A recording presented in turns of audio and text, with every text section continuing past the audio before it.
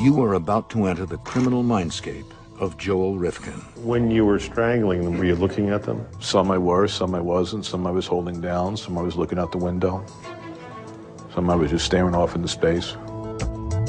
He brutally strangles 17 women, dumping bodies and body parts all over the New York metropolitan area. Joel Rifkin has told police he's a serial killer. As time progressed, he was killing more women with greater frequency and still getting away with it. A reclusive loner, Rifkin's bloody trail goes unnoticed for 4 long years. And what was it about her? She had to die. There were nights later on where I'd be with 2 other girls and then a 3rd girl, and she'd be the one I would kill. Killing was pretty much the only thing in his life that he ever did well. Now, a veteran FBI profiler enters New York State's largest maximum security prison and steps into the criminal mindscape.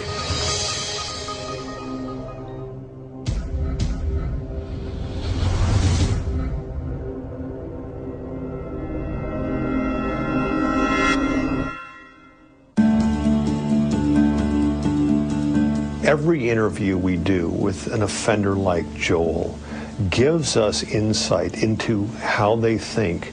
Former FBI Special Agent Mark Safarik spent 12 years profiling violent criminals in the Bureau's elite behavioral analysis unit. I really am interested in sort of the why question. Why are you engaged in these different aspects? What are you feeling? You know, what's the drive? By confessing to the murders of 17 prostitutes, Joel Rifkin became the most prolific serial killer in New York State history. We want to delve a little bit deeper into his mind and his thinking and his perceptions. Rifkin is serving 203 years at the maximum security Clinton Correctional Facility in upstate New York. When Joel walked into the interview room, I got a general sense that he felt very tense. He was looking around. I think he felt a little uncomfortable, a little anxious. I appreciate you agreeing to talk with me today. Oh, thanks. Yeah. So, I know a lot about you, but you probably don't know much about me. I spent 23 years with the Bureau and spent the last 12 years in the behavioral analysis unit, which is, I guess, what most people know is the profiling unit. Right. Thanks to TV. Yeah, thanks to TV, right. I want to put him at ease. I want to develop a rapport with him so that, in essence, he trusts me, but he's clearly free to answer or not answer a question or leave the interview at any time. Rifkin's rampage began and ended at the home he shared with his mother and sister in East Meadow, Long Island. Your mother's still alive, right? Yes. Does she ever visit you? Yeah, they come up once a year, my mom, my sister. Spoke to my mom last night. Did you? Oh, good. Good. Does she know you're doing this interview? Yeah. She's not happy about it, but... Why? She thinks it just stirs the pot, brings all the old stuff back up. 34-year-old Joel Rifkin is a self-confessed serial killer on New York's Long Island. He may have murdered as many as 17 prostitutes. Rifkin's crimes come to light in June 1993 when he is apprehended by New York State troopers patrolling Long Island's Southern State Parkway. It was approximately 3 in the morning. We came across a pickup truck traveling eastbound that had no license plates on the vehicle. Rifkin is on his way to Republic Airport on Long Island to dump the body of his 17th victim, Tiffany Bresciani. Tiffany was a runaway from Metairie, Louisiana. There's a lot of girls that come to the big city and get lost and get caught up in the underworld, underbelly of it, and she was one of those. She ended up surviving by being a prostitute. He picked her up in the East Village, and they drove down to what used to be the New York Post parking lot, and he had trouble performing with her, which agitated him, obviously, and he began strangling her. Rifkin drives back to Long Island with Tiffany's corpse and puts her in the family garage. It was so unusual for his sister or his mother to go anywhere near that garage because the garage was very much like his room. It was all filled with his junk. 3 hot summer days pass before he gets around to disposing of the body. Okay, so Joel, Bresciani, last murder, she's decomposing. You've got her in the back of your truck. And where are you going? I had intended to go out east, and I accidentally ended up exiting towards the city and drove past the trooper car. And then the Christmas tree lit up. And he just opted to, to take flight and hope for the best. I can't even imagine, knowing his personality, that there probably wasn't even much more of a thought process than that. It was just sheer panic. We reached speeds of up to 90 miles an hour. At one point, he put the truck up on 2 wheels, so the driver's side of the vehicle was actually lifted off the ground. And I thought he was going to roll it over, and it was going to be, over right there. Eventually, I crashed into a utility pole, which happened to be rotten on the bottom, and it spiraled over the truck. We came running up to the vehicle, and he just put his hands up like this. And then basically it was like, okay, you're going, okay, what am I going to do now? Well, no, I got out of the car and, basically knelt down and got handcuffed. He said his name was Joel Rifkin, and we were trying to get the vehicle information, and that's when we kind of noticed the strong odor coming from the vehicle. I had my window down, and I'd say within a half a mile of the scene, I could smell the odor of a dead body. Troopers discover Bresciani's decomposed corpse in the back of Rifkin's truck. He is arrested and taken to state police barracks in Farmingdale. The team of investigators interviewing him is struck by Rifkin's calm demeanor. It came to a point where he asked, well, have you ever done this before? Was it 100? Was it 80? Was it 90? Working down the line until he finally said 17. And that's put us all back in our seats, 17. I will write it down for you. It might be easier for me to write it down if you give me some paper and some maps. For the next few hours, Rifkin details all 17 homicides for investigators. It was almost unbelievable. Very factual, off the top of his head, with no hesitation. He wrote down that list and made his notes and sat there just like he was studying or writing memoir. Police obtain a search warrant for Rifkin's mother's house. They search his bedroom and discover scores of items that he collected from his victims. When he was alone and he felt the need to relive these experiences, he would take these items and they would remind him of the crime, and he would relive that sexual pleasure. Driver's licenses, jewelry, earrings, AIDS medication. There was just a trove of evidence which directly linked him to so many murders. And a lot of these murders the police were not even aware of. When you were strangling them, what were you doing while you were strangling? Were you looking at them? Some I were, some I wasn't. Some I was holding down, some I was looking out the window. Some I was just staring off into space. Joel is a psychopath, which I think allows him to be successful at being a serial killer. That is, he doesn't have any empathy for his victims. He doesn't feel any remorse. And so it allows him to take these women, to kill them, and then simply really go on about his life without having, any change in his behavior. When you looked in their faces, what did you see?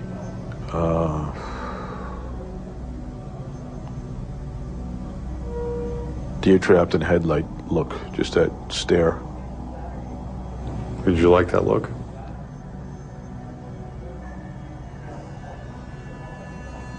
Not necessarily, because I would have looked more often. It is a personality disorder. It is not a mental health disease. Psychopaths understand the difference between right and wrong. They just simply choose to do wrong. How did you feel, when you were doing it? I really didn't remember it since that time, or have any thoughts that I could recall of that time. He sees his victims just simply as objects. They're objects to satisfy needs that he had, and when he's done with them, he just simply discards them like trash.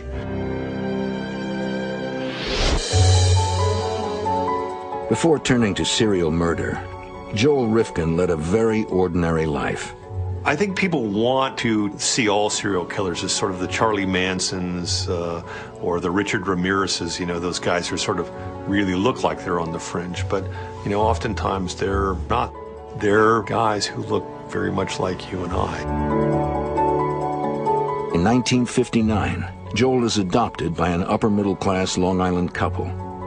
From a very young age, Joel tried to measure up to his father in some ways, but just, you know, perpetually fell short. And that was a great source of disappointment for him.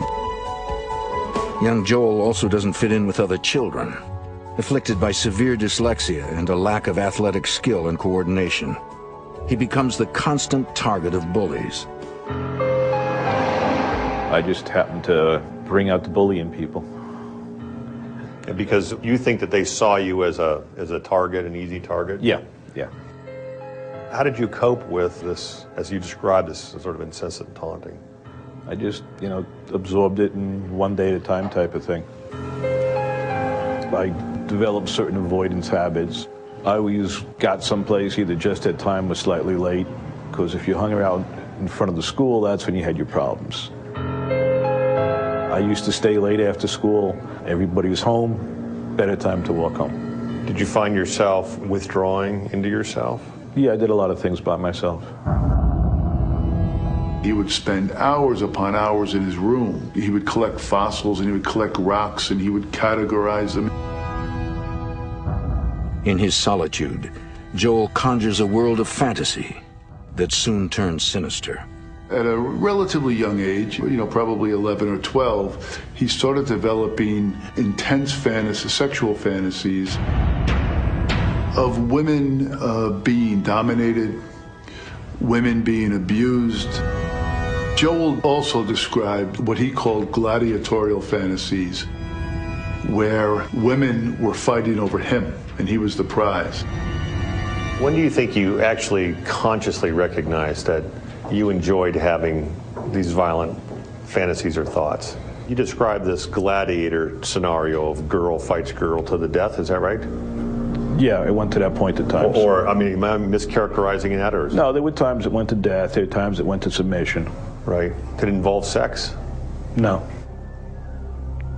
As a teen, you know about sex, but it's like one of those, yeah, it exists, but what is it? So it was hard to plug that in. When Joel hit adolescence, I think things probably got even worse because he developed an interest in girls who obviously had no interest in him. After high school, Joel plans to study journalism, but he is ashamed to go away to college a virgin. He drives into New York City to pick up a prostitute.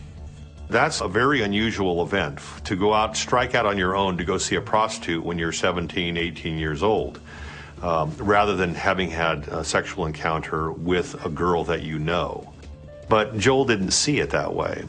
You remember your first woman you were ever with? Yeah. You do? What do you remember about that? They're not shy about their occupation in the city. Right. It's right up front. She approached me. You looking for a date? Yeah, kind of. What's the deal? And she says, well, she named the prices. That was it. Rifkin visits more prostitutes to fill the emptiness of his life.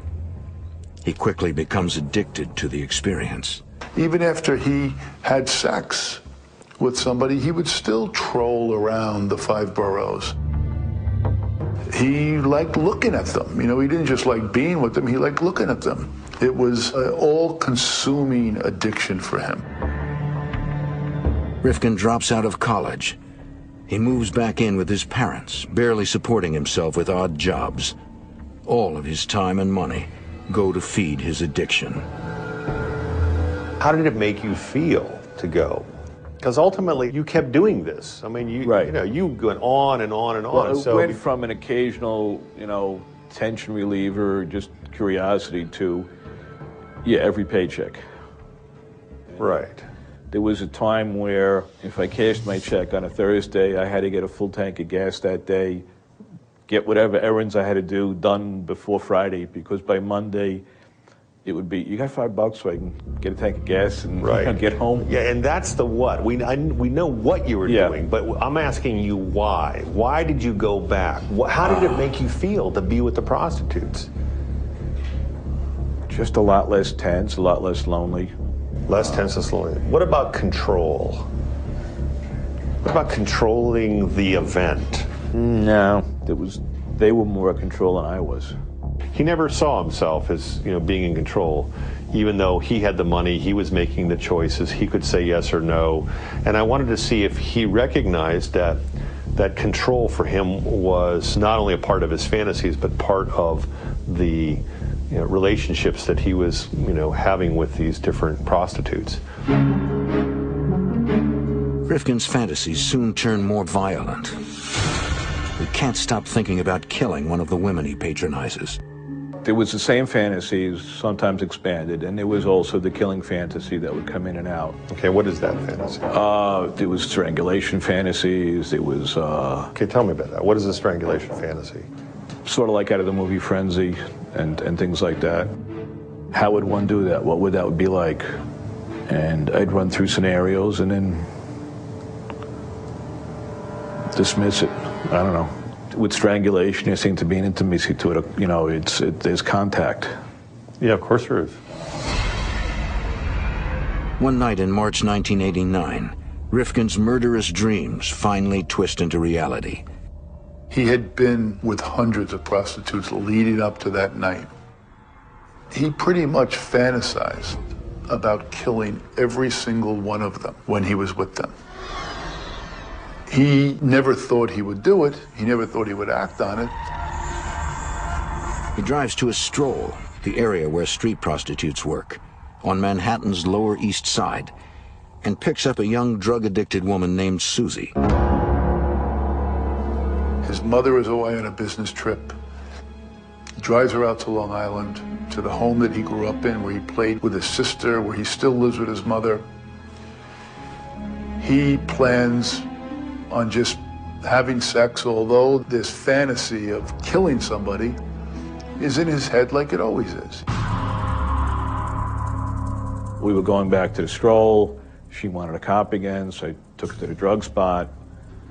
Then I still wanted to do something with her, so we went out to the house. She got high in the bathroom again. He has sex with Susie. She wants to sleep, she wants more drugs, she wants more money, she's not cooperating. You've been with her for quite a while, as you described, 10 to 11 hours. Mm-hmm. And she essentially has really been much more interested in getting drugs than... Yeah, getting drugs and sleeping. Getting drugs and sleeping. Yep. Any spots around here we can get something. Drugs? Yeah. No, we've got to go back to the city for that. I don't know any place out here. We get ready to leave, and that's when I hit her.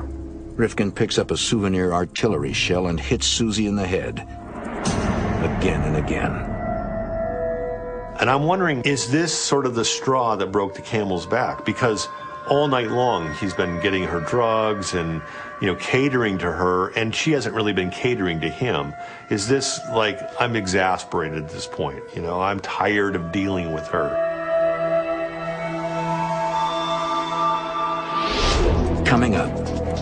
I mean, I'm watching, you're seeing this event happening, you're reliving this, right? Oh yeah. Trying to figure out what is... I can play back the videotape. Yeah, of course you can.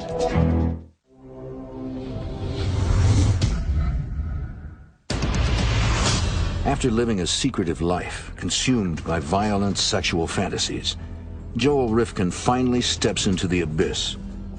At age 30, he brings a young prostitute back to his family home and brutally murders her.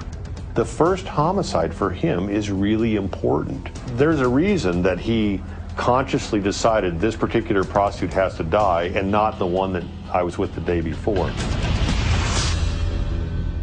It's kind of a rageful event, to grab an artillery shell and hit somebody in the head. Yeah. I don't think there was any just decisive trigger point. It just... Well, that's what I'm wondering. Is it a culmination of the whole night of just this constant, get me drugs, and In other words, I don't know, are your needs being met through this whole night? Or are you just sort of the gopher? Well, I've been, was the gopher, to use that word, other nights. After bludgeoning Susie with the metal shell, Rifkin finally acts out his strangulation fantasy. One arm was around her head. The other arm was underneath the arm. So chin, neck area. Oh, so you were smothering her with your forearm? Yeah. After putting up a fierce battle for her life, Susie finally expires. Joel panics. He's convinced that the cops are going to come charging through the door. He's checking the windows, he's checking the blinds, but eventually he calms himself down, goes to sleep for a few hours. How did you feel after you were done killing her? What was that feeling like? When I woke up, I was like, did it or did it not happen? I remember going down in the basement, realizing, okay, we did do something, and I remember poking her to see if she was, wake up. Did you sleep well? Yeah. Did you normally sleep well? Yeah. Fell out for about 6 hours. First homicide? Yep. Then what happened to her? You woke up, you went down. Thought for several hours how to get her out of the house. The next morning, he proceeds to dismember the body and put different parts of the body in plastic bags. What did you do with her? Her I cut up with the idea of small packages, easy to hide, easy to make go away, easy to take out with the trash. What made you decide to do that, or to take that route? It's messy. It takes a lot of time. Just what I had said, if it, make everything as small as possible, make it all disappear. That was the overwhelming thought I had. He takes the bags containing Susie's remains and scatters them in both New York and New Jersey. He goes to extraordinary lengths in his first homicide to make sure that this victim isn't found. But even if she had been found, it's very unlikely there's any way that she would have ever been linked back to Joel. Almost immediately, Joel returns to seeing prostitutes. He vows to himself to not kill again. But each time, he relives in his mind the act of killing Susie. Each time, he feels the urge to kill. Once Joel committed his first murder, it can be described that he, in essence, hatched, and this killer was, suddenly he went from being a frequenter of prostitutes to an out-and-out killer. So then there's this extended period of time. What's going on in that 18 months? Are you fantasizing? Did you think back on Susie? Well, that was, that whole night we just keep repeating. Some nights it was terrifying, other nights it was pleasant, it was exhilarating. There were moments of terror, it ran its course. Why would it be terrifying? Oh, I was still in denial that I even did it at times. You're seeing this happening. Well, I'm trying to also that and remember then what came after as far as... Right. I mean, I'm watching, you're seeing this event happening. You're reliving this, right? Oh, yeah. Trying to figure out what is... I can play back the videotape. Yeah, of course you can. This is almost 20 years later. Yeah. But yeah, I have no doubt you can play it back. Yep. This is part of the reliving process for him, is this ability to play back these murders in his mind. He sees each one of them. He knows each one of them. Not only does he see himself doing it, but I think it's arousing to him. It's exciting to him. He won't admit it, and he keeps that fairly flat affect when he's talking about it. But clearly, he has that ability to do that, and he's probably done it many times. Coming up. Would you like it? How did that make you feel, The Strangler? This is a very powerful time, a time when essentially they're controlling the life of the victim. They're playing God.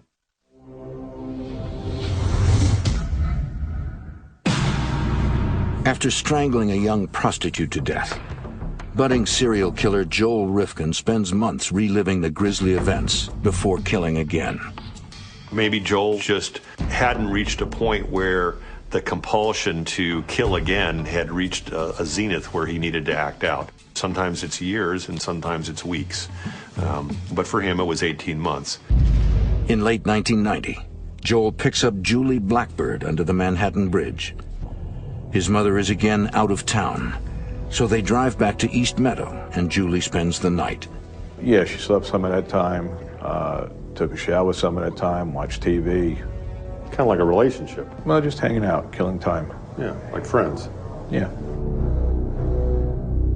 If you didn't know who you were listening to and what the outcome was, you would believe that they were a couple, on a date. Before driving her back to the city, Joel agrees to go to an ATM machine and withdraw some extra money for Julie. We were leaving, and I hit her from behind once, and then strangled her. Why'd you hit her? Probably to stun her. No, but why? Why did motivating? Why? Yeah, I'm not asking, why did you hit? I know you hit her so that you could incapacitate her. I mean, that's clear. I'm asking you the why. What was the reason that you hit her? That just completely escapes him. I mean, what did she do? Because you have brought other prostitutes back to your mother's house that you didn't kill. Had she done anything that you can think of, over that 5 or 6 hours that culminated in something where? No, I just basically decided, to do it. I'm sure there is something in there that's related to, finally, I'm just not going to take any more from these people that are essentially walking all over me, and I'm going to strike out. And then what happened? You hit her with a table leg. Hit her, strangled her. Would you like it? How did that make you feel to strangle her?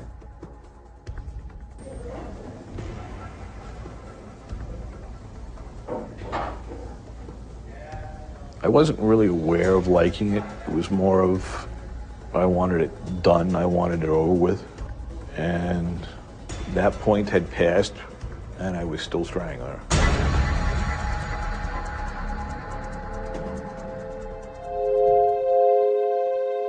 Strangulation takes minutes of considerable pressure on the neck to actually cause somebody to die. So there is an extended period of time in which you are essentially face to face with your victim. And for many offenders, this is a very powerful time. It's a time when essentially they're controlling the life of the victim. They're playing God. Do you recall feeling anything? Do you like the control? Did you like the power that you had over her? Wasn't aware of it at the time. Okay, well, you're aware of it now? I think of it because it's been mentioned. You're not the first one to mention it. When you ask a psychopath, well, how did you feel about that? They sort of rock back because they don't really know how they felt about it because they didn't feel anything. Rifkin dismembers Julie Blackbird and puts her body parts in cement-filled containers. He has a different disposal plan this time, throwing Julie's remains in the waterways surrounding Manhattan. Were you ever concerned about getting stopped by police with all these body parts in your car? I mean, was it ever a concern? No. No. If they had stopped you, would they have seen the body parts? Depending on when, most of everything was in the trunk. There was what looked like a bucket of cement on the passenger side. Months pass. When his mother is out of town, Rifkin brings a number of prostitutes home to East Meadow, but he doesn't harm any of them. Then, in July 1991, he picks up 31-year-old Barbara Jacobs. His darkest urges are again threatening to rage out of control. And I remember sitting in the living room for a while, debating if I should just fantasize or if I should actually strangle her. And I remember debating it for a while. You were debating whether to fantasize about strangling her or to go ahead and Or to strangle actually do it. Yeah. there comes a point where, well, I can get the first videotape to stop if there's a second one. If there's a third, they'll get all jumbled together and they won't make sense anymore and I can make it stop. So he's sort of saying, I did it so that I could stop doing them. But what I see happening is that he's doing them because he likes doing them. It makes him feel good, and it doesn't have anything to do with stopping. This time he hits her with the same type of object that he killed Julie Blackbird with. He hits her hard enough to pretty much render her semi-conscious, and then he sort of takes his time strangling her and watching her expire. Rifkin dumps Jacob's body in the Hudson River, but he's careless about the spot he chooses. Barbara's body was discovered within a couple of hours after he dumped it by firefighters who were training. But for Joel, that wasn't even a concern anymore because he was getting emboldened by the fact that nobody was linking him to any of these homicides. He was getting good at this and getting relaxed about it. Somewhere around the third, fourth, or fifth, I'm beginning to, on one level, like, okay, there's something going on. I've done this more than once. I keep thinking about it. So I started going into the bookstores and the libraries, trying to find answers. And one of the books I got at the time was The Search for the Green River Killer. Mm-hmm. What the book turned out to be was not just reporting on that case, but it became also a how-to. I think that Joel recognized what he was, and he was trying to relate to it in terms of, like, I'm not the only person that's doing this. Are you saying that you kept things because you read this in the book? Right. Book said keep things, so I started keeping things. But I mean, those were clearly things that could link you to any number of the victims. Yep. I don't know. There were things that made sense, there were things that didn't make sense. I think he doesn't have an explanation because he really did use those items. He used them to fantasize about the crimes, to essentially relive those events in his mind, and he didn't want to get rid of them. Coming up. The fact that she said, I want to die, do you think she was just at a low point? You don't think she really wanted to die, do you? I always put it that in terms of if she didn't, she would have fought more. No fighting at all, no wriggling at all, just do it.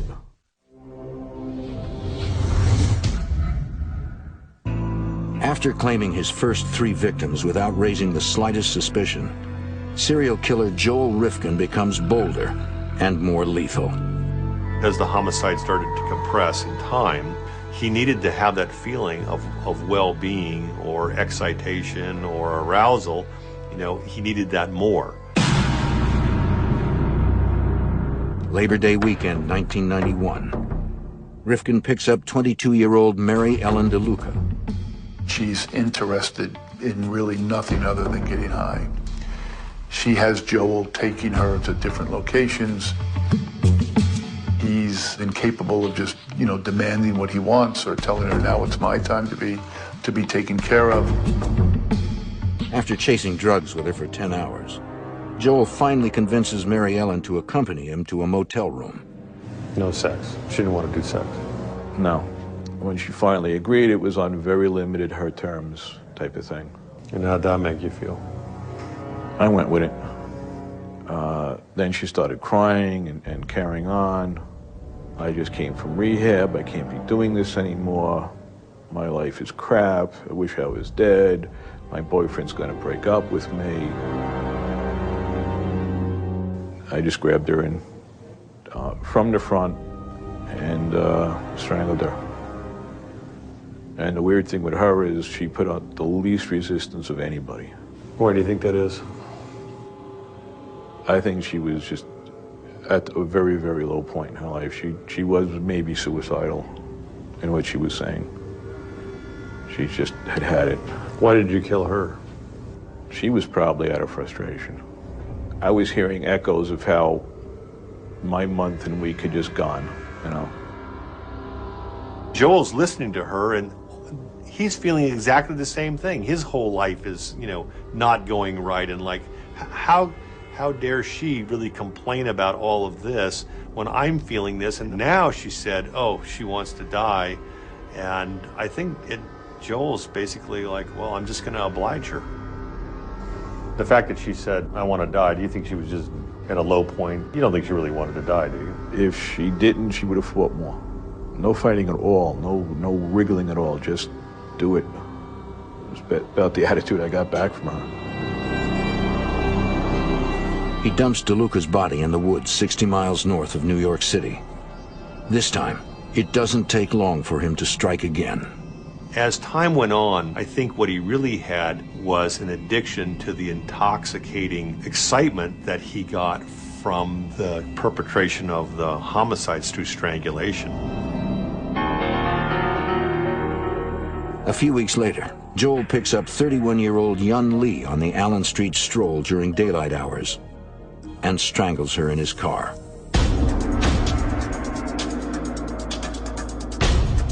The intervals between the murders was decreasing, so that the more he did, the more he enjoyed it. And I think that the more he got away with it, he saw how easy it was for him to do this, and therefore there was no reason for him to wait. By the winter of 1991, the pace of Rifkin's killing accelerates dramatically. Over the next 16 months, he claims 11 more victims. It was like a runaway train. He just couldn't stop at this point. Most are strangled in his car and then dumped in the water surrounding New York City. All but 2 of the women's remains are recovered by police, but they draw no connection between the homicides. He actually became, cavalier about it. There was an instance of him driving into a gas station after killing a victim and having the body, sitting up in the passenger seat. Some of the bodies he put in trunks and put them in rivers. Other people he actually dug little graves for them. There was one victim he left by Kennedy Airport underneath a mattress. So he was scattering this evidence all over the place, and I think he was confident that he wasn't going to be caught. All that changed on the night of June 28, 1993. 2 weeks after confessing to 17 homicides, Joel Rifkin pleads not guilty to the murder of Tiffany Bresciani. In the spring of 1994, Joel Rifkin goes on trial for the murder of Tiffany Bresciani, his final victim. He pleads not guilty by reason of insanity. We had to really litigate the deaths of all 17 young women to show the jury that this was not the workings of somebody who didn't know what they were doing or didn't realize it was wrong, but instead the workings of a mind that was very calculating, very intentional. He knew very well that it was wrong, and he took extraordinary steps to prevent himself from being caught. The jury needs just 2.5 hours to reach a verdict. As to count 1, murder in the second degree, what is your verdict? Guilty. The evidence of his guilt was extraordinarily strong, with the dead body in the back of his car. And the insanity defense was so poor and weak that I never expected a jury to give it much consideration other than, a few minutes to decide that there's nothing there. Rifkin is given the maximum sentence of 25 years to life. And if you hadn't been caught that night on the expressway, if you had been able to dump Bresciani's body, we wouldn't be talking about 17. We would be talking about 23 or 28. I don't think you would have stopped. Do you? I had a plan to. Well, you had a plan to after number 1. Yeah, but now I was taking physical steps. Whether the plan would have actually worked. What were the physical steps? Well, I was about to see a realtor down south, western tail end of Virginia. Okay. A little part just on the West Virginia. Doing a Unabomber, getting a cabin out in the woods and just surviving. Now if you have $100, it's got to be survival money. You can't go play at the truck stops. Because if you do, you don't eat for a week. No, but you would have just driven into, one of the towns, the big cities in Southwest Virginia. My guess is that when you would have found the stroll, you would have needed it. That's where you were operating. You would have had to do it. You could have been living in a cabin, but you wouldn't have stayed in the cabin. I mean, do you really think you would have? Well, that's again one of the lies you tell yourself. I think he is acknowledging that that need still exists. It is a compulsion. It's a need-driven behavior that he feels that he has to have. He felt it for 17 times. If he hadn't been caught, he would have continued. He would have just continued until he was caught. Over the next 19 months, Rifkin pleads guilty to the murders of 7 more women. I want you to know that I am sorry for what I have done to you and your daughters. What I have done can never be forgiven, but I ask you to believe me when I tell you that I will never understand the part of me that caused me to do these terrible things to your children. He is sentenced to a total of 203 years in prison. Mr. Rifkin, in case there is such a thing as reincarnation, I want to be sure that you spend your second life in prison also. Today, Rifkin is housed in a special unit of the prison for high-risk and high-profile inmates. He claims to feel more at home in prison than he ever did in the free world. It has nothing to do with celebrity, because there's plenty of other high-profile people in that facility as well. But because there's so many sexual offenders, nobody looks at him as if he's particularly deviant. You've been incarcerated many years. How you doing? What's going on day to day here? Do my programs like everybody else. Right now I'm in a tailor shop. The day has a rhythm and you just go with it. Do you get hassled here at all? No, not really. A few guys, can you sign this for me? Can you draw something for me? That would be a greater stress, I think, in population. There's this belief that anything serial killer related is worth something. Did you ever see any of those women that you killed as individuals? More so now, yeah. How? Okay, Bresciani, I think, was 22. So, at 38, would she still be hitting the pipe, or would she have family now? I mean, what are the odds of her taking a career life, a family life, getting out of the street thing she was in? Right, but does that matter to you? At times it does, yeah. When it comes to those people, I think intellectually he knows he did wrong. He knows he should feel bad. But as far as having feelings that most of us would take for granted, he's devoid of them. He doesn't really see them as people, as having feelings or emotions or being related to other people as mothers, sisters. He doesn't get that, and I don't think he'll never get that. It's just in his nature as being, I think, a psychopath, that will never be a piece that he understands.